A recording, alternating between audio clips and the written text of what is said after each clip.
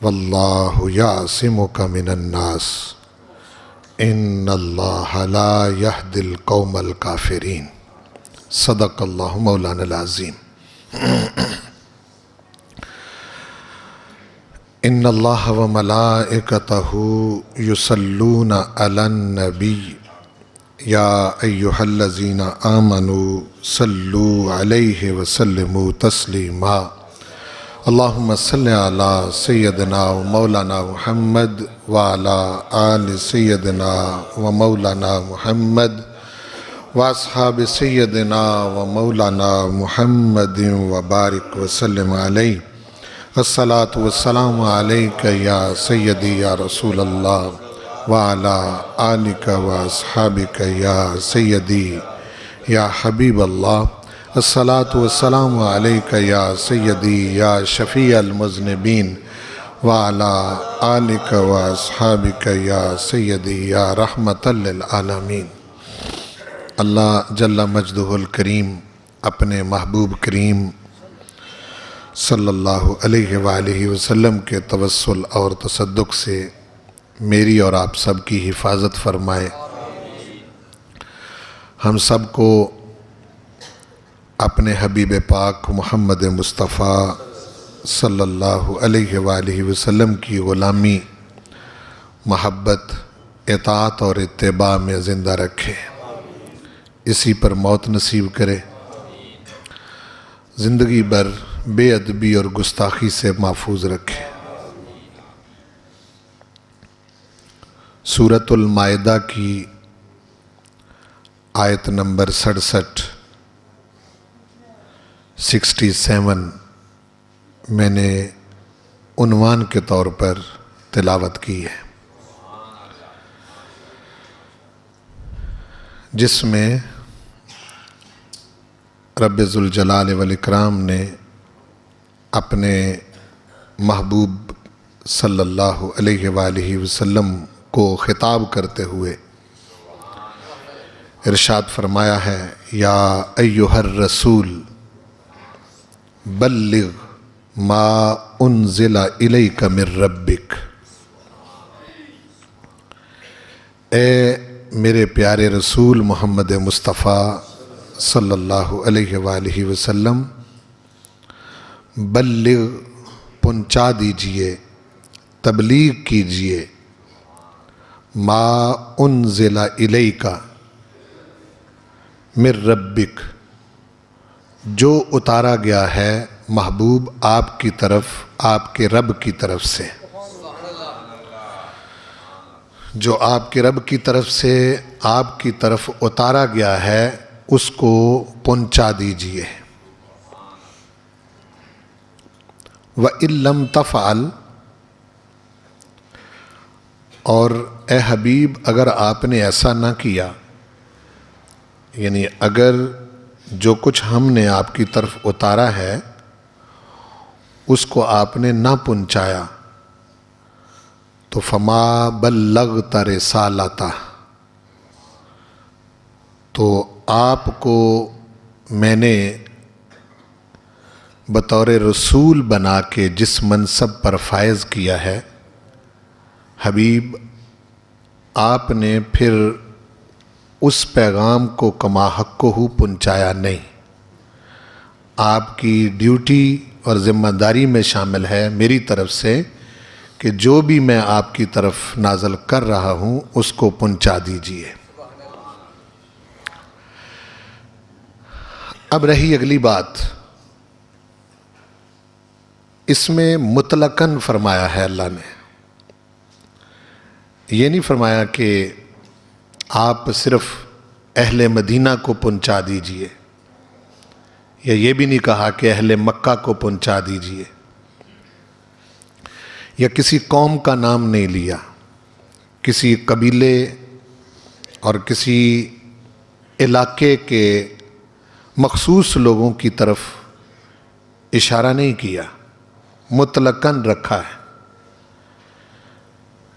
جتنے بڑے محبوب آپ رسول ہیں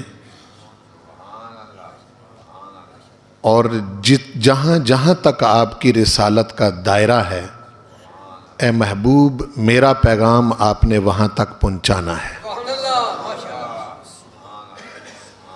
اور حضور کی رسالت کا دائرہ کہاں تک ہے؟ قل یا ایھا الناس انی رسول اللہ الیکم جمیعا. حبیب کہو لوگوں سے، اے لوگو، یا ایھا الناس کا خطاب ہے. یہ نہیں کہا یا ایھا الذین آمنوا، یا کوئی خاص کسی قوم کی طرف مخاطب نہیں کیا. یا ایھا الناس، اے لوگو، اے انسانوں، جہاں جہاں بھی انسان تم بس رہے ہو، انی رسول اللہ الیکم جمیعا، میں تم سب کی طرف اللہ کا رسول ہوں. وما ارسلناک الا کافۃ للناس بشیرا و نذیرا. محبوب ہم نے آپ کو نہیں بھیجا مگر کافۃ للناس، تمام انسانوں کی طرف رسول بنا کر. بشیر بھی ہیں آپ تمام انسانوں کی طرف، نذیر بھی ہیں آپ تمام انسانوں کی طرف. پھر وہ آیت مبارکہ مشہور وما ارسلناک الا رحمۃ للعالمین، کہ ہم نے نہیں بنایا، بھیجا آپ کو، نہیں بھیجا ہم نے آپ کو مگر تمام عالمین کے لیے رحمت بنا کر. تو اب ذمہ داری آپ دیکھیں، آپ منصب رسالت پر فائز ہیں، اور کوئی دنیا کا کونا ایسا نہیں رہنا چاہیے جہاں تک محبوب آپ کا پیغام نہ پہنچے. آپ اس کو شروع کیجئے، پھر ہم آپ کی مدد کریں گے، آپ کی نصرت کریں گے، اور ہمارا یہ وعدہ ہے کہ ہم اے پیارے حبیب اس دین کو غالب کریں گے جس کو دے کر میں نے تمہیں مبعوث فرمایا ہے.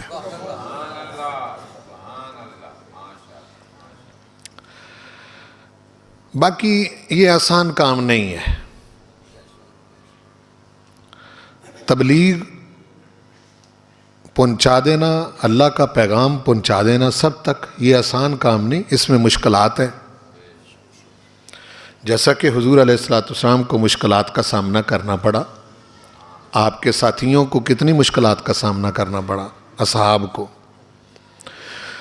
یا آقا کریم صلی اللہ علیہ وسلم کے بعد اب تک جو لوگ اللہ اور اس کے رسول کا سچا پیغام لوگوں تک پہنچاتے ہیں، ان کو مشکلات کا سامنا کرنا پڑتا ہے. یہ کوئی پھولوں کی سیج تو ہے نہیں کہ انسان حق سچ کا پیغام لوگوں تک پہنچائے اور اسے مشکلات کا سامنا نہ کرنا پڑے. یہ ضرور کرنا پڑے گا، لوگوں کی طرف سے باتیں مختلف قسم کی سننا پڑیں گی. لیکن محبوب ہمارا آپ کے ساتھ ایک اور وعدہ ہے کہ آپ نے کسی سے خوف زدہ نہیں ہونا. واللہ یعصمک من الناس. اگر ہم آپ کو یہ کہہ رہے ہیں کہ جو ہماری طرف سے نازل ہوا اس کو پہنچا دیجئے، تو آپ نے عوام کو، خواص کو، خواص الخواص کو، سب کو پیغام پہنچانا ہے. تو ان کی طرف سے جو تکلیفیں ہوں گی یا پریشانیاں ہوں گی، ہمارا محبوب تمہارے ساتھ ایک وعدہ ہے کہ ہم آپ کو لوگوں کے شر سے محفوظ رکھیں گے. تمہارا کوئی کچھ بھی نہیں بگاڑ سکے گا، تمہارا کوئی کچھ بھی نہیں بگاڑ سکے گا. یعصمک من الناس. اب دیکھو اس وقت کیا ہوا، اب تک کیا ہو رہا ہے. ہمارے آقا کریم کے خلاف دنیا میں سب سے بڑی سازش، اتنی بڑی سازش کسی شخصیت کے حوالے سے دنیا میں سامنے نہیں آئی جتنی مخالفت رسول پاک کی گئی ہے. جس جس دور میں جیسے جیسے وسائل لوگوں کو میسر آئے، انہوں نے کمی نہیں چھوڑی، اب بھی نہیں چھوڑ رہے. اخلاقی سطح پر بھی حملے کر رہے ہیں کہ وہ جو حضور کے غلام ہیں ان کے اخلاق بگاڑ دیے جائیں، ایمان خراب کیے جائیں،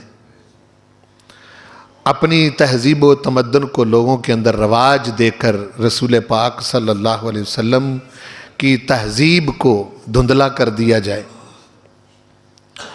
ایسا ہے یا نہیں؟ اور ہم اس کا شکار بھی ہو گئے ہیں۔ بدقسمتی سے مسلمان اس کا شکار بھی ہو گئے ہیں۔ اگر اپنی تہذیب پر رہتے تو آج مسلمانوں کی شان کچھ اور ہوتی، اس پر تو رہے ہی نہیں۔ آپ غور کریں نا کہ 47 یا 48 آزاد اسلامی ریاستیں دنیا کے نقشے پر موجود ہوں، جن کا کلمہ ایک ہو، قبلہ ایک ہو، قرآن ایک ہو، نبی ایک ہو، جن کا معبود ایک ہو،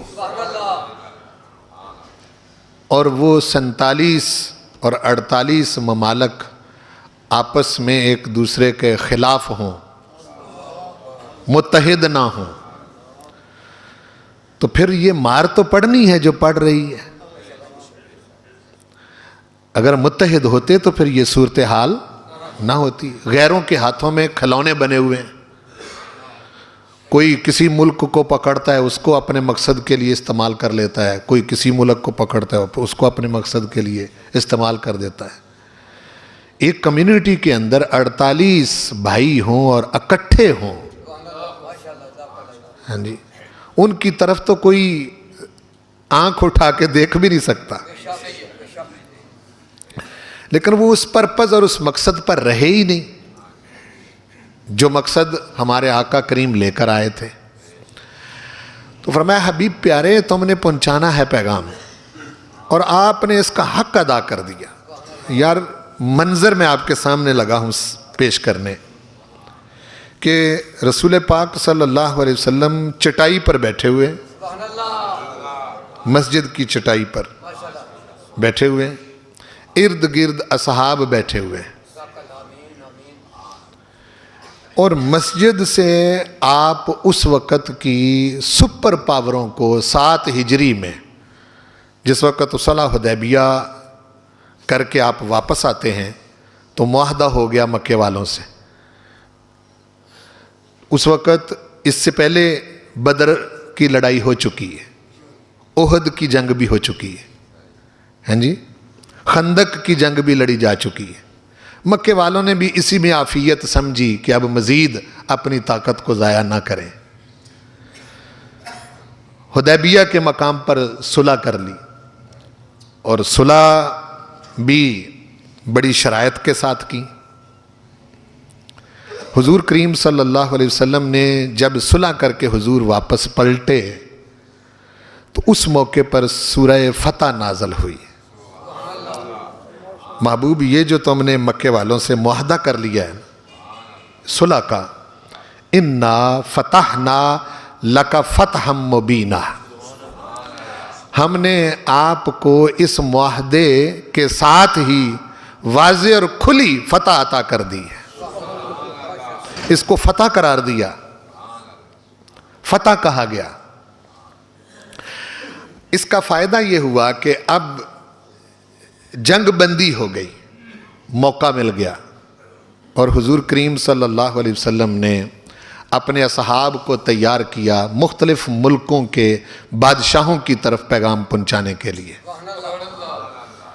آپ نے نجاشی کو بھی پیغام بھیجا، مصر کی طرف مکوکس کو بھی پیغام بھیجا، روم کی طرف کیسر کو بھی پیغام بھیجا، اور اس وقت کا سب سے بڑا بدماش جس کو سپر پاور اس وقت کہتے تھے وہ ایران تھا، اور وہاں کا جو فرمان روا ہوتا اس کو کسرا کہتے تھے۔ جو بھی ہوتا، آقا کریم کے دور میں جو فرمان روا تھا اس کا نام تھا پرویز بن ہرمز بن نوشیرواں، نوشیرواں کا پوتا تھا یہ۔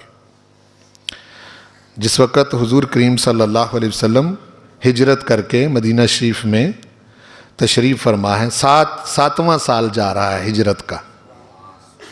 گویا کہ یوں سمجھیں کہ حضور کریم صلی اللہ علیہ وسلم کے وصال مبارک سے 3 سال پہلے، 3 سال پہلے یعنی آپ کی جو عمر مبارک ہے اس وقت آپ یوں سمجھیں کہ 60 برس ہے۔ 60 برس کی آپ کی عمر ہے، ہجرت کا 7واں سال ہے، آپ کے وصال مبارک سے 3 سال پہلے حضور کریم صلی اللہ علیہ وسلم نے مسجد کی چٹائی پر بیٹھ کر اس وقت کے سب سے بڑے بدماش، آج کے دور میں آپ جس طرح امریکہ سمجھ لیں، ہیں جی، اس کو خط لکھا، اور حضور علیہ السلام کا خط میں آپ کو سنانا چاہتا ہوں۔ آپ نے خط میں لکھا بسم اللہ الرحمن الرحیم، پہلے یہ کلمات لکھے، پھر فرمایا من محمد الرسول اللہ الی کسریٰ عظیم فارس، محمد رسول اللہ صلی اللہ علیہ وسلم کی طرف سے فارس کے بڑے فرمان روا کسریٰ کی طرف میں یہ خط لکھ رہا ہوں۔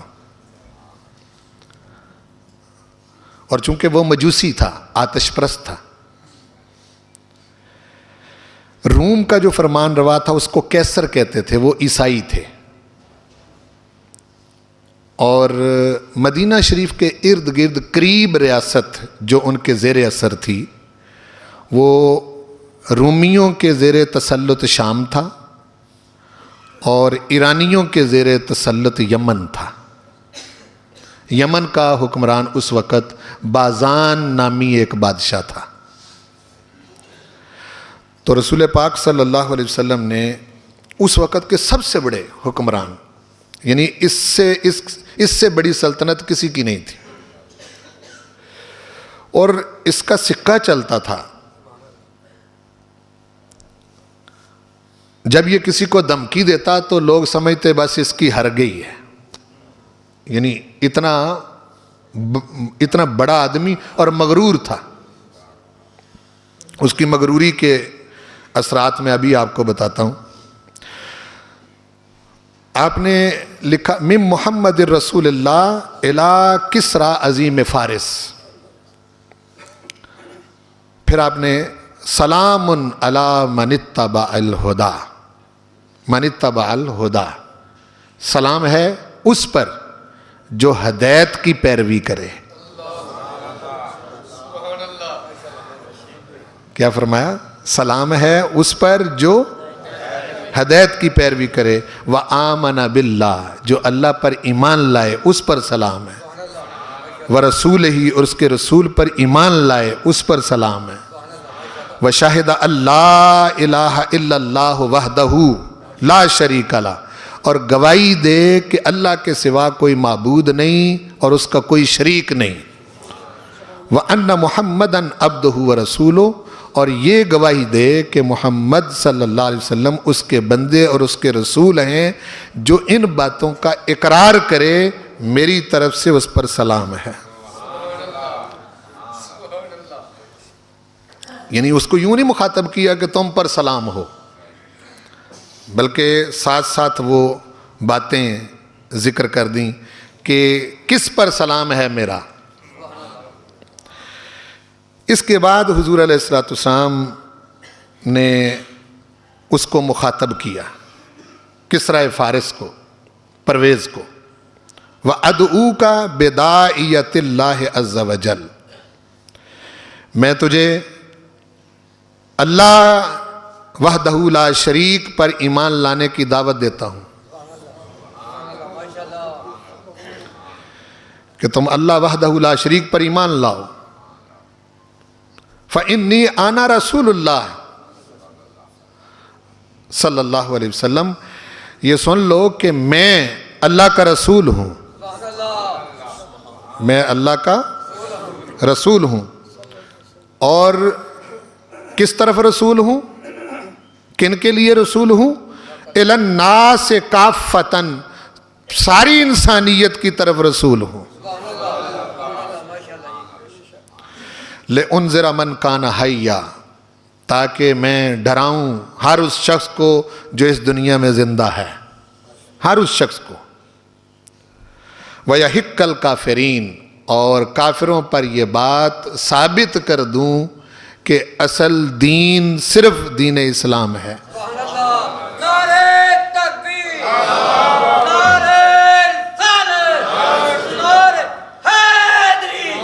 میں تجھے کہتا ہوں اسلم تسلم، اسلام قبول کر لے تو سلامت رہے گا۔ مسجد نبوی میں چٹائی پر بیٹھ کر اس وقت کے سب سے بڑے بدمعاش کو مخاطب کر رہے ہیں حضور۔ اسلم تسلم، اسلام قبول کر لے تسلم تو سلامت رہے گا۔ فَإِنْ أَبَيْتَ، اور اگر تو نے انکار کیا کہ میں مسلمان نہیں ہوتا تو فَعَلَيْكَ اسم المجوس، صرف تو ہی نہیں جتنے تیرے زیر اثر مجوسی اور آتش پرست ہیں سب کا گناہ تجھ پر ہوگا، سب کا گناہ۔ یہ چند جملوں پر مشتمل خط اپنے ایک نہایت سمجھدار صحابی حضرت عبداللہ بن حذافہ السہمی رضی اللہ تعالی عنہ کو دے کے فرمایا کہ یہ خط کسی کو نہیں دینا، خود اپنے ہاتھوں سے ایران کا جو کسرا ہے پرویز، اس کے ہاتھ میں خود دینا ہے تو۔ اور صحابہ کرام کے بھی حوصلے دیکھیں، یعنی غور فرمائیں نا جی۔ حضرت عبداللہ بن حذافہ السہمی کہہ سکتے ہیں یا رسول اللہ وہ اتنا بڑا، میں وہاں تک پہنچوں گا کیسے، مجھے کو پہنچنے دے گا کہ نہیں؟ ہیں جی نہیں، حضور نے فرمایا جاؤ۔ ان کو پتا تھا جو کہ سرکار جو کہہ رہے ہیں کہ تم نے اس کے ہاتھ میں دینا ہے، تو حضرت عبداللہ بن حذافہ کو یقین آ گیا کہ میں وہاں تک پہنچوں گا۔ وہ خط لے کے چل پڑے اور پہنچے اس کے دربار میں، انہوں نے روکا۔ وہ کہنے لگے ہم اب پہنچا دیتے ہیں، کہتے ہیں نہیں میں خود اس کو دوں گا۔ ان میں سے ایک شخص نے دیکھا کہ جسم ہے غبار آلود ہے اور کوئی ٹھاٹھ باٹھ بھی نہیں بندے کا، تو وہ ایٹیکیٹس کے خلاف سمجھا انہوں کہ دربار کے جو آداب ہیں وہ اس شخص کو معلوم نہیں ہے، چونکہ وہ اپنے آپ کو سجدہ کرواتا تھا۔ جو پرویز بن ہرمز ہے اس کی رعایا اس کو سجدہ کرتی تھی اور وہ اپنے آپ کو رب کہلاتا تھا، اور لوگ اس کو ربنا یعنی کسرا ربنا کہہ کے پکارتے تھے۔ یہ صورتحال تھی۔ تو حضرت عبداللہ بن حذافہ رضی اللہ عنہ نے کہا کہ نہیں میں اس کو خود دوں گا خط۔ انہوں نے جا کے ذکر کر دیا۔ اس نے کہا کہ آنے دو بھئی کون ہے، کون ہے آنے دو اس کو۔ حضرت عبداللہ بن حذافہ پہنچے اور آپ نے خود اس کے ہاتھ میں خط پکڑایا۔ اس نے ترجمان کو بلایا، کہنے لگا پڑھ کے مجھے سناؤ، چونکہ اس کی زبان جو ہے وہ فارس کی زبان تھی، عربی نہیں وہ جانتا تھا۔ ترجمان نے اس کو بتایا کہ یوں اس طرح سے خط ہے۔ ابھی خط پورا پڑھا بھی نہیں، جس وقت یہ ترجمان نے سنایا بسم اللہ الرحمن الرحیم من محمد الرسول اللہ الی کسرا عظیم فارس، اس میں حضور علیہ السلام نے اپنا نام پہلے لکھا اور کسرا کا نام بعد میں لکھا اس کی طرف۔ اس کو اس بات پر غصہ آ گیا، ہاں جی۔ خط اس کو پھر سنا دیا، کہنے لگا پڑھو۔ سنایا گیا۔ فلما قرئت علیہ، جب خط پڑھ کے اس کو سنایا گیا تو اخذها ومزقها ورما بها، اس نے خط پکڑا، اس کو ٹکڑے ٹکڑے کر دیا اور رسول پاک کا خط پھینک دیا۔ वकाल, और कहने लगा अब्दुन हकीर मिन रईयती यक्तुबु इस्महु कबली, एक हकीर बंदा मेरी रियाया में से उठ के मेरे नाम से पहले अपना नाम लिखे। ये लफ्ज़ उसने कहे, माअज़ल्लाह। हज़रत अब्दुल्ला बिन हुज़ाफ़ा की ड्यूटी इतनी ही थी कि तूने इसके हाथ में देना है। आप निकले वहाँ से और सीधे मदीना शरीफ। जब थोड़ा सा वक्त गुजरा, उसका गुस्सा ठंडा हुआ तो उसने कहा उसको बुलाओ, वो जो बंदा खत लेके आया था। वो कहने लगा वो तो जा चुका है, अब तो वो तुम्हारे हाथ आने वाला नहीं है। हज़रत अब्दुल्ला बिन हुज़ाफ़ा रज़ी अल्लाह अन्हु जब हुजूर की खिदमत में पहुँचे तो वो सारा मंज़र बता दिया कि ये कुछ हुआ है। आका करीम सल्लल्लाहु अलैहि वसल्लम ने इरशाद फरमाया उसी वक्त, मज़्ज़का किताबी, मेरा ख़त उसने पारा पारा किया है। मज़्ज़क़ल्लाहु मुल्कहु, अल्लाह ताला ने उसकी सल्तनत को पारा पारा कर दिया है।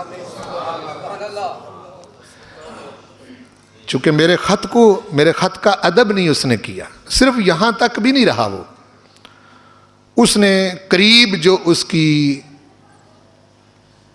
ममलकत के ज़ेर असर इलाका था यमन का, जिसका बादशाह था बाज़ान, उसकी तरफ उसने ख़त लिखा। और ख़त लिख के उसने कहा कि अपने दरबारियों में से एक बंदा यहाँ का होगा फ़ारस का, एक तेरे दरबार का, दो बंदे ताकतवर किस्म के जो है वो हिजाज भेजो, मदीना शरीफ वहाँ भेजो, और जिस शख्स ने मुझे ख़त लिखा है, जिसने ये दावा किया है, वो उसको गिरफ़्तार करके पहले तेरे दरबार में लाएं और फिर तू उसको मेरे पास हाज़िर कर। आपको काश पता चल जाए कि आप उम्मती किसके हैं। मैं कहना क्या चाह रहा हूँ। जब ये बात की, उसने ख़त लिखा बाज़ान को, यमन के बादशाह को। उसने दो बंदे कवि हैकल, बड़े ताकतवर किस्म के, जिस तरह वो पाले नहीं होते किसी किस्म के गुंडे, इस किस्म के बंदे जो हैं वो मदीना शरीफ दो बंदे जो हैं वो रवाना किए। तो वो जब आए तो उन्होंने देखा, माहौल देखा मदीना शरीफ। हुजूर अलैहिस्सलाम की खिदमत में पहुँचे वो, आप सल्लल्लाहु अलैहि वसल्लम ने उनकी तरफ देखा, कराहत से देखा, नापसंदीदगी का इज़हार किए गए। शक्लें क्या बनाई हुई हैं तुमने, दाढ़ी मुंडे थे, बड़ी बड़ी मूंछें थीं उनकी। तो नबी करीम सल्लल्लाहु अलैहि वसल्लम ने इरशाद फरमाया, वैला कुमा मन अमरा कुमा बिहाजा, ये दाढ़ी मुंडवाने का और मूंछें रखने का तुम्हें किसने हुक्म दिया है? पहला सवाल हुजूर का। दाढ़ियाँ तुमने मुंडवाई हुई हैं और मूंछें रखी हुई हैं, ये तुम्हें हुक्म किसने दिया है? किसके कहने पर तुमने ऐसा किया हुआ है? काला रब्बुना किसरा, मैंने पहले कहा ना कि वो कहने लगे हमारे रब किसरा ने हमें ये हुक्म दिया है, इस तरह की शय। फ़क़ाल रसूल सल्लल्लाहु अलैहि वसल्लम वलाकिन रब्बी अमरनी बेइफ़ाए लिहयती व कस्से शारिबी, लेकिन मेरा रब इस सूरत को पसंद नहीं करता। ये सुने मुसलमान, सुने मेरी बात को। क्या फरमाया हुजूर ने? मेरा रब इस सूरत को पसंद नहीं करता। ये जो तुमने दाढ़ियां मुंडवाई हुई हैं, इस तरह की शक्ल को मेरा रब पसंद नहीं करता। हाँ, मेरे रब ने मुझे हुक्म दिया है बेइफ़ाए लिहयती, कि मैं दाढ़ी को बड़ा करके रखूं, वक़्त से शारे भी, और अपनी मूंछों को तराश के रखूं। बड़ी मूंछें न रखता हूं न रखवाता हूं, न दाढ़ी मूंडता हूं न मुंडवाता हूं। ये हुजूर करीम सल्लल्लाहु अलैहि वसल्लम ने उनको, अब उनके लिए अभी उन्होंने तो कोई बात की ही नहीं, वो तो और तरीके से आए हैं ना जी। तो आपने आते ही उन पर ऐसी बात की कि इसका हुजूर सरवर कौनैन सल्लल्लाहु अलैहि वसल्लम की ज़ात का उन पर रोब पड़ गया। وہ حیران رہ گئے اس بات پر کہ ہمیں تو ہم تو کسی اور کام آئے ہیں، یہ آگے سے کراس کویسچن ہونا شروع ہو گیا ہے. ایک قاصد ان میں سے ایلچی جس کا نام خرخسرا تھا، اور یہ بڑا بدماش تھا، یعنی بڑی مونچھوں والا تھا، اور جس طرح مطلب یہ گنڈا ٹائپ بندہ ہوتا ہے اس طرح کا. اس نے کہیں گے یا محمد صلی اللہ علیہ وسلم ان شاہن شاہ یعنی ملک الملوک، بادشاہوں کا بادشاہ کسرا قد کتب الی الملک بازان، اس نے یمن کے بادشاہ بازان کو خط لکھا ہے. یأمرہ ان یبعث الیک من یأتیہ بک، اس نے بازان کو حکم دیا ہے کہ کوئی بندہ تمہاری طرف بھیجے اور تمہیں گرفتار کر کے اس کے پاس لائے. یہ اس نے خرخسرا نے یہ بات کی. وَبَعَثَنِي إِلَيْكَ، اور بازان بادشاہ نے مجھے بھیجا ہے تمہاری طرف کہ میں تمہیں گرفتار کروں. لِتَنْطَلِقَ مَعِي، تاکہ میں آپ کو لے کے جاؤں ساتھ. آپ جانا چاہتے ہیں یا نہیں جانا چاہتے؟ جس طرح انداز ہوتا ہے گنڈوں کا، یہ تو مجھے سمجھانے کی ضرورت نہیں نا جی، کہ ضرورت ہے؟ ضرورت نہیں. آپ صلی اللہ علیہ وسلم نے اس کی بات سنی اور کوئی جواب نہیں دیا، اور فرمایا ان یلاقیا غدن، صحابہ ان کو نکال دو اور یہ کل ملاقات کریں گے ان سے. ان کی بات کا کوئی جواب نہیں دیا. فرمایا جائیں ان یلاقیا غدن، کل ملاقات ہوگی، آج تمہارے ساتھ بات نہیں ہو سکتی. رات گزری، رات ہی حضور کریم صلی اللہ علیہ وسلم کے پاس رب ذوالجلال والاکرام کا پیغام آ گیا. یہ بدماش وہی ہیں ابھی بیٹھے ہوئے دونوں. فرمایا کل ملیں گے. حضور کریم صلی اللہ علیہ وسلم اگلے روز جب وہ دونوں آئے تو آتے ہی انہوں نے نہیں دیکھا، انہوں نے کہا پہل آج ہم کریں گے. حل تدری ما تقول، جو کچھ آپ نے کل ہمیں کہا ہے یا آپ کا جو رویہ ہے ہمارے ساتھ، آپ اس کے بارے میں جانتے ہیں کہ آپ کیا کر رہے ہیں؟ کیا انا قد نقمنا علیک، ہم آپ پر ناراض ہیں. وہ کیا کہنے لگے؟ ہمیں آپ پر بڑا غصہ ہے. ما ہوا ایسر، آپ نے اس معاملے کو کتنا آسان لیا ہوا ہے، پرواہ نہیں کر رہے. افنکتب ھذا عنک، آپ کا یہ جو رویہ ہے ہمارے ساتھ، کیا ہم یہ بادشاہ کو لکھ دیں؟ ونخبر بہ الملک بازان، اور یمن کے بادشاہ بازان کو ہم اس کی خبر دے دیں، بتا دیں کہ آپ کا رویہ اس طرح کا ہے، آپ نے پرواہ نہیں کی ہماری بات کی. وہ جس طرح کا مطلب یہ ہے کہ کوئی گنڈا آئے اور اس کو کہا جائے وہ کل ملیں گے، ہیں جی، تو اس کو آپ نے اس کو بڑا ایزی لیا ہوا ہے. ایسر کا مطلب ہوتا ہے بڑا ایزی لینا، یعنی بڑا آسان لینا، اس کی کوئی پرواہ نہ کرنا. حضور کریم صلی اللہ علیہ وسلم نے جب ان کی یہ رویہ دیکھا، آپ نے فرمایا نعم اخبراہ، اور جاؤ بتاؤ جا کے بازان کو، اس کو بتانا ان ربی، سنیں، ان ربی قد قتل ربہ اللیلہ، وہ جس کو رب مان کے بیٹھا ہوا ہے نا، میرے رب نے رات کا اس کو قتل کر دیا ہوا ہے.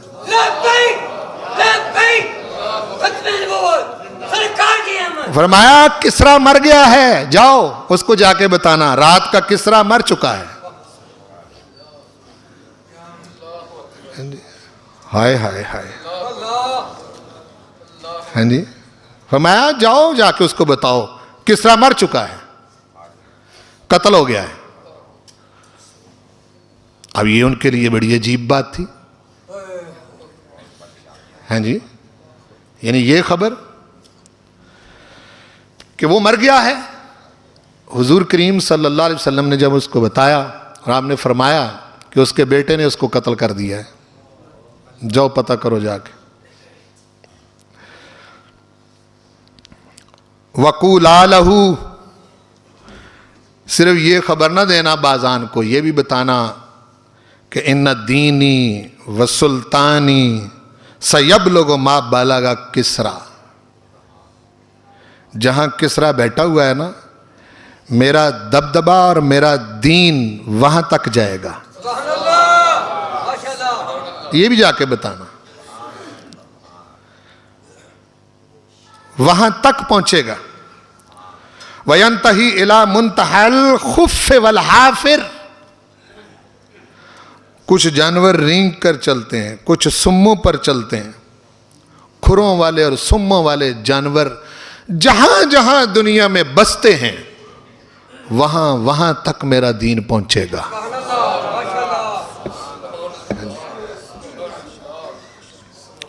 وَقُولَا لَهُ، اور بازان کو یہ بھی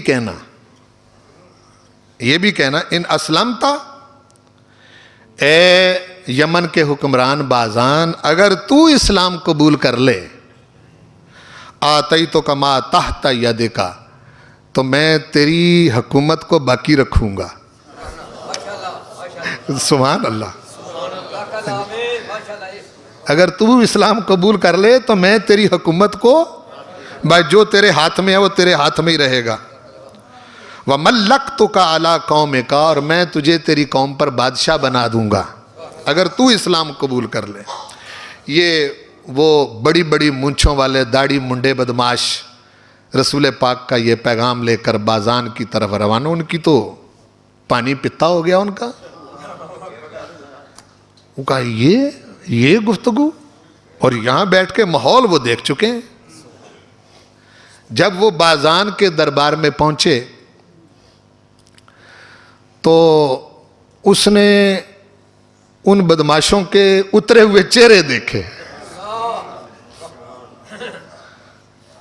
پوچھنے لگا بازان کیا خبر لائے ہو؟ انہوں نے وہ سارا کچھ پیش کر دیا کہ یہ کہا گیا۔ وہ کہنے لگا کہ یہ کسی بادشاہ کی گفتگو نہیں ہے،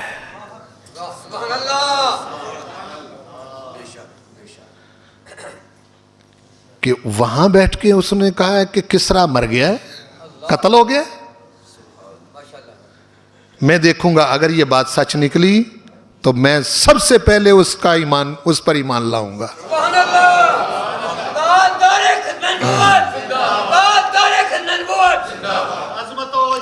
اب بازان کا جو دربار ہے اس میں یہودی بھی ہیں، عیسائی بھی ہیں، یمن میں وہ بیٹھے ہوئے ہیں۔ انہوں نے بازان اس سے پوچھتا ہے کہ تم نے بتایا نہیں کہ بھائی اے لوگ جو اتنی بڑی بات کر رہے ہو، تمہارے پاس کسریٰ کے ساتھ لڑنے کے لیے کوئی اسلحہ وغیرہ ہے، کوئی فوج ہے تمہارے پاس؟ وہ دونوں قاصد بازان کو کہتے ہیں جی پوچھنے کی کیا ضرورت ہے، پتہ تو چل رہا تھا چٹائی پر بیٹھے ہوئے، ماحول تو یہ تھا، پوچھتا میں کیا؟ وہ کہنے لگا کچھ بھی نہیں ان کے پاس۔ کہنے لگا کہ بات کیا ہے، سنیں یہ بات سنیں۔ قاصدوں نے جو بازان کو بات کہی، کہنے لگا اور کچھ نہیں، جو ارد گرد بیٹھے تھے نا، جو ارد گرد بیٹھے تھے، اگر وہ شخص، یعنی حضور کریم کی طرف اشارہ کر کے کہنے لگا، اگر وہ شخص انہیں یہ کہہ دے کہ میں ابھی تمہیں ستارے توڑ کے لا دیتا ہوں تو وہ یقین کر لیتے ہیں۔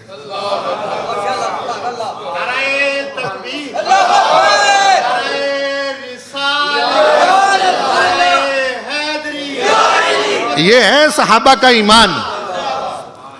اس نے کہا کہ بس وہ خود کٹ مریں گے اس شخص تک کسی کے پہنچنے سے پہلے، یہ ان کی گفتگو ہے۔ کہنے لگے ہم نے ان کی آنکھوں میں جو چمک دیکھی ہے، وہ کہنے لگے جب انہوں نے کہا نا کہ میرا دین کسریٰ کے جہاں بیٹھا ہوا ہے وہاں تک پہنچے گا، اور ہر مطلب یہ ہے کہ پیدل چلنے والا یا رینگنے والا جانور جہاں تک ہے وہاں تک میرا دین جائے گا، کہنے لگے وہ سارے خوش ہو گئے اور انہوں نے کہا ایسا ہی ہوگا۔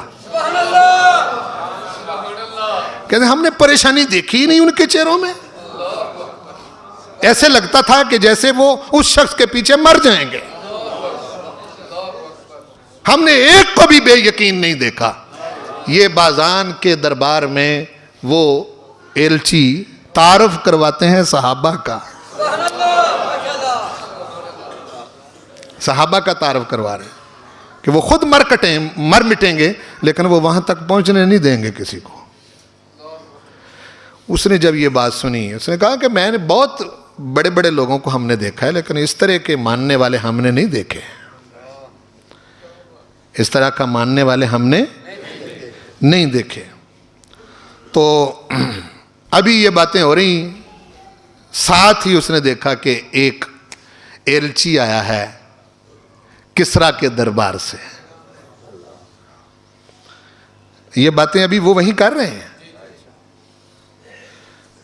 اس سے پوچھا ہاں بھائی کدھر سے آئے ہو؟ کہنے لگا کہ جی کسریٰ کے دربار سے آیا ہوں۔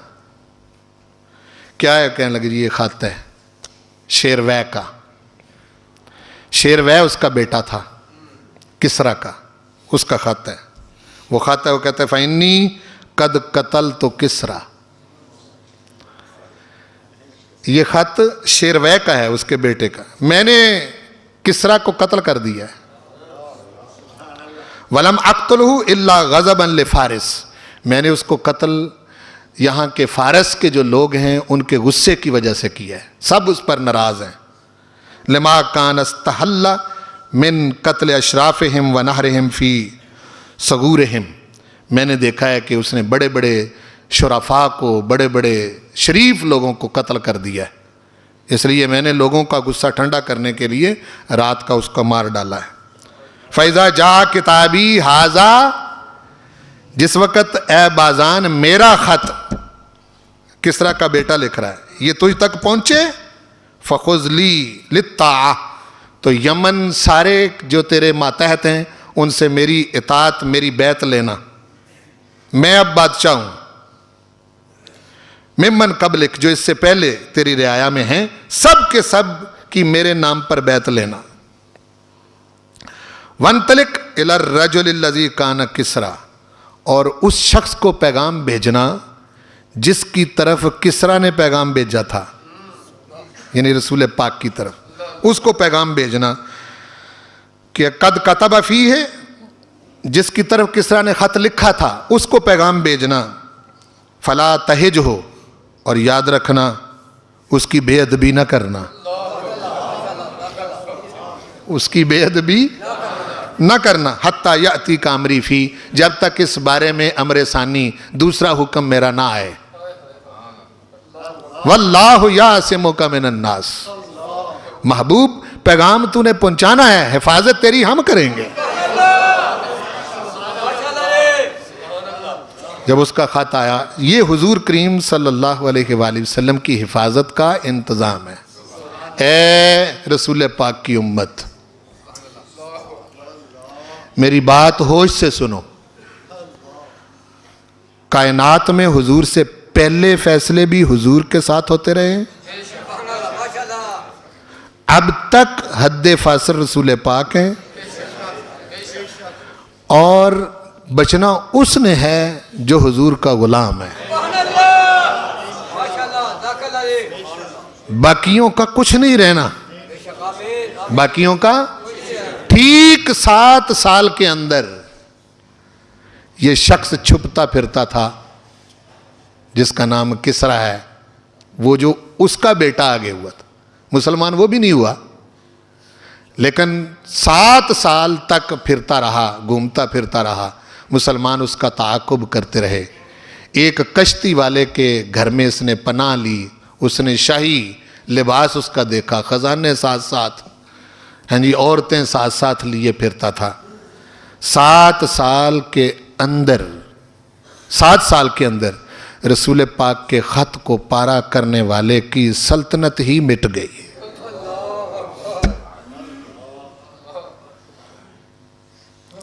سلطنت رہی ہی نہیں، وجود ہی نہیں رہا اس کا، ہاں جی۔ فیصلے حضور کی ذات پر ہوتے ہیں، اور اللہ کا یہ فیصلہ ہے کہ میں نے اپنے محبوب کو غالب رکھنا ہے. جتنی جلدی سمجھ جائیں گے اتنی جلدی بچ جائیں گے, اور جتنا لیٹ کریں گے اتنی مار کھائیں گے. وما علیہ الا البلاغ.